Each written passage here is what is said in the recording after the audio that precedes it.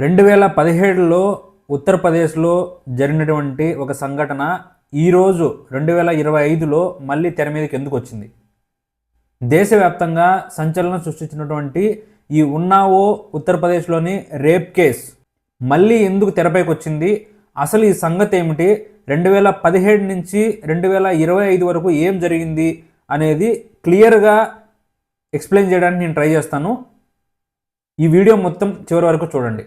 Hi, welcome to my channel. నా పేరు Ramdas.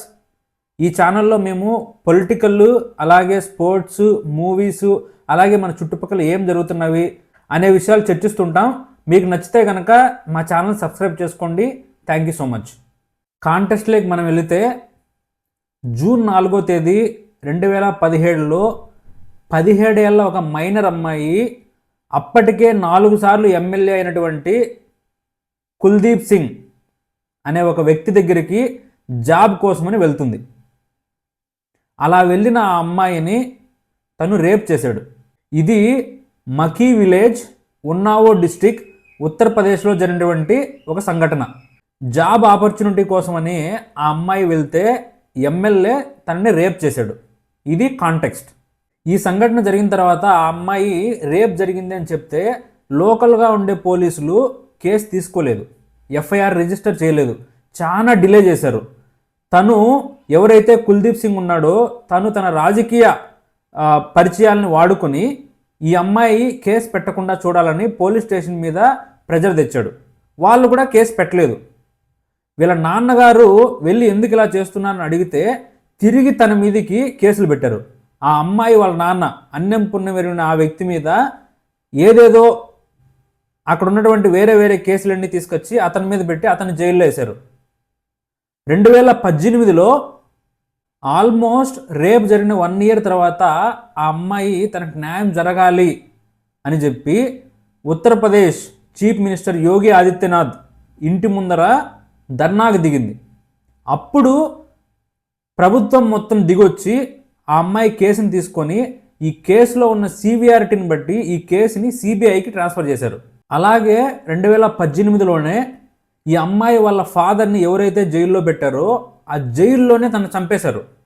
Political pressure use చేసి పోలీసులు వీళ్ళు అందరూ కలిపి ఆ ఫాదర్ని చంపేశారు, జైల్లోనే చంపేశారు.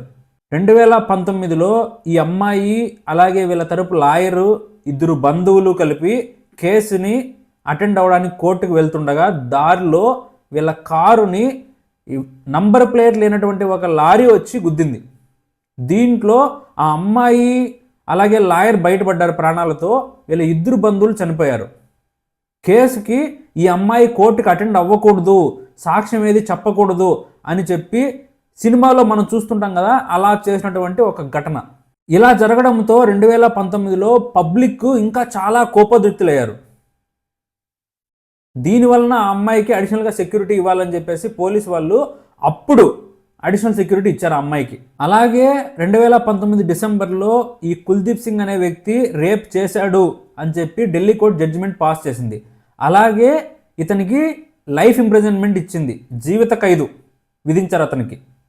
అంతా బాగుంది, తను ఏదో 2017లో రేప్ చేశాడు, 2019 డిసెంబర్ కల్లా శిక్ష పడింది, కథ సుఖాంతం అనుకుంటే పొరపడినట్లే.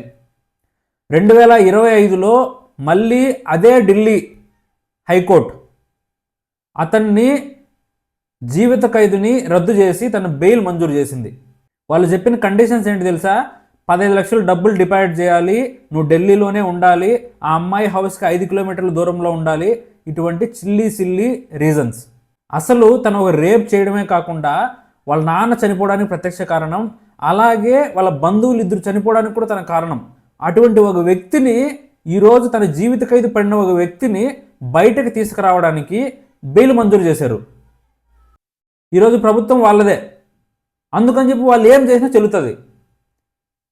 జడ్జిలను కొనేయాలి, ఇటువంటి పనులు చేయాలి. ఇప్పుడు ఆ అమ్మాయి ప్రాణానికి ముప్పు కాదా? ఆ అమ్మాయి బయట ఉంది, అతను వచ్చాడు మళ్ళీ బయటికి. ఇంత చేసిన అతను ఆ అమ్మాయిని చంపడానికి గ్యారెంటీ ఏంది? మళ్ళా ఒక కేసు అంతే, రేప్ చేశాడు, 3 చంపాడు, ఇంకొకటి చంపేస్తాడు.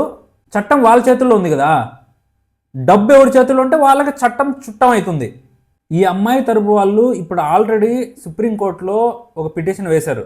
అంటే ఢిల్లీ హైకోర్టు ఇచ్చినటువంటి జడ్జిమెంట్ని రద్దు చేయాలి, తనకి మళ్ళా తిరిగి జీవిత ఖైదు విధించాలి అని చెప్పి ఒక పిటిషన్ వేశారు. అది కనీసం ఇప్పుడైనా సుప్రీంకోర్టు మంచి జడ్జిమెంట్ ఇవ్వాలి, తనకి తిరిగి జీవిత ఖైదు మళ్ళీ విధించాలి అని నేను కోరుకుంటున్నా. పార్టీలు, పొలిటీషియన్స్, కోర్ట్స్ అన్నీ పక్కన పెట్టి ఒక 17 ఏళ్ల అమ్మాయి రేపుకి గురై వాళ్ళ నాన్నను కోల్పోయి, అలాగే తన 2 బంధువులను కోల్పోయి, ఈరోజు మళ్ళీ ఆ వ్యక్తి బయట ప్రపంచంలో తిరుగుతున్నాడు, జైల్లో లేడు అనే ఒక విషయము ఆ అమ్మాయి మనసుని ఎంత కలిచివేస్తూ ఉంటుంది. నాకే ఒళ్ళు రగిలిపోతుంది. ఎందుకు జరుగుతుంది ఇలా? డబ్బుంటే ఏమైనా చేయొచ్చా? పలుకుబడి ఉంటే ఏమైనా చేయొచ్చా? కోర్ట్స్ లేవా? కోర్ట్స్ ప్రొటెక్ట్ చేయవా? జడ్జిలను కొనేస్తారా? ఇలా చాలా క్వశ్చన్స్ వస్తున్నాయి. మీకేమనిపిస్తుందో చెప్పండి. దీన్ని మొత్తం టైం లైన్ నేను ఒక ఇమేజ్లో ఇక్కడ పెడుతున్నాను, చూడండి. మరిన్ని ఇలాంటి విషయాల కోసం మా ఛానల్ని సబ్స్క్రైబ్ చేసుకోండి. Thank you so much.